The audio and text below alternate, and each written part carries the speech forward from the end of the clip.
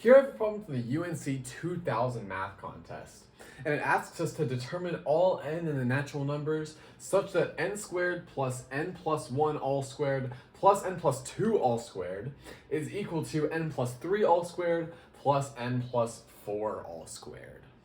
So let's jump into the solution. Let's expand out our n plus 1 squared and our n plus 2 squared, and then we'll move on to the right side of this equation. So we'll have n squared, that's just from this first term here, plus n squared plus 2n plus 1. That all corresponds to this term that I'll underline in blue. And then we'll have plus n squared plus 4n plus 4 from this term that I will underline in red. But now we can simplify that down. That gives us 3n squared.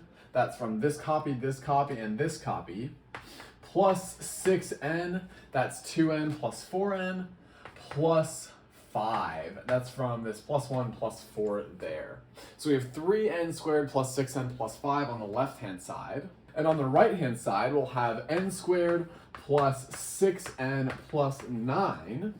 That's from this thing that I'll underline in green. And then we have n squared plus 8n plus 16 from this term that I'll underline in yellow. But that gives us 2n squared plus 14n plus 25.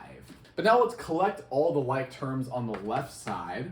So if we look at our extreme left-hand side, this thing that I'm underlining in orange, and our right-hand side that I'll underline in purple, and we subtract the purple equation from the orange equation, we get n squared, that's 3n squared minus 2n squared, minus 8n, that's 6n minus 14n, minus 20, that's from 5 minus 25, and this is all equal to 0, because on the right-hand side, we've subtracted the purple equation from itself. But now we can factor this very nicely.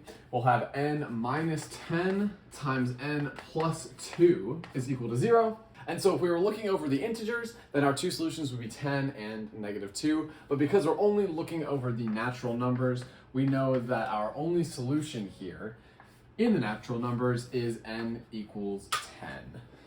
And that's enough for now.